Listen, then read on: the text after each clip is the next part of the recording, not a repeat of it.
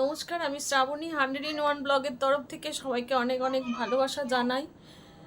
আজ যে জায়গায় এসে আমরা দাঁড়িয়েছি, আজ আরজি কর কাণ্ডে একটি মেয়ে, কারুর সন্তান, কারুর দিদি, কারুর বোন, কারুর সহকর্মী, আজকে যাকে এইভাবে অত্যাচারিত হয়ে যেভাবে মারা হয়েছে, এর বিচার দিদিকে করতে হবে।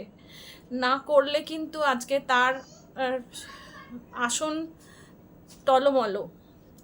500,000 টাকা দিয়ে যেভাবে সাধারণ মানুষের মুখ বন্ধ করে দেওয়া হয়েছে, তাতে কিন্তু মায়েরা এতদিন সত্যটা জেনেও চুপ করে থেকেছে, কারণ নেই মামার থেকে কানা মামা ভালো এই হিসাবে। কিন্তু আজ যেভাবে একটি সাধারণ মেয়েকে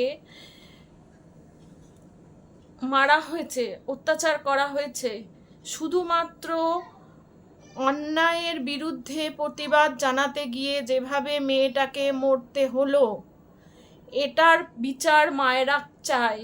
এটার বিচার যদি আজ দিদি না করে, তাহলে কিন্তু দিদির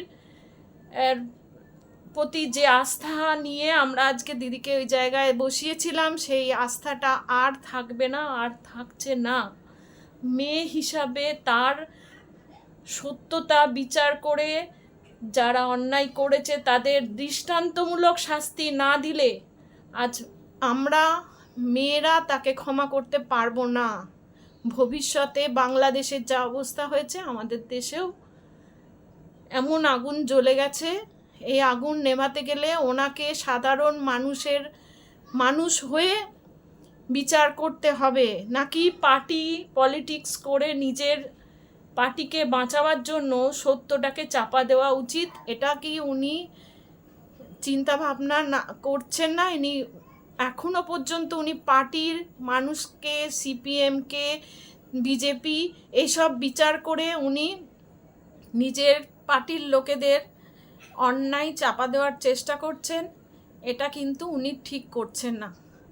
একজন সাধারণ মানুষ, সাধারণ মহিলা হিসাবে আমি যতটুকু বুঝি, সেই দিক দিয়ে চিন্তা করে আমি এই কথা বলতে বাধ্য হচ্ছি যে দয়া করে দিদি, আপনি অন্যায়ের প্রতিবাদ করুন। যে অন্যায়টা হয়েছে মেয়েটার প্রতি, যে অবিচার হয়েছে, সেই অবিচারের দৃষ্টান্তমূলক শাস্তি আপনি দিন।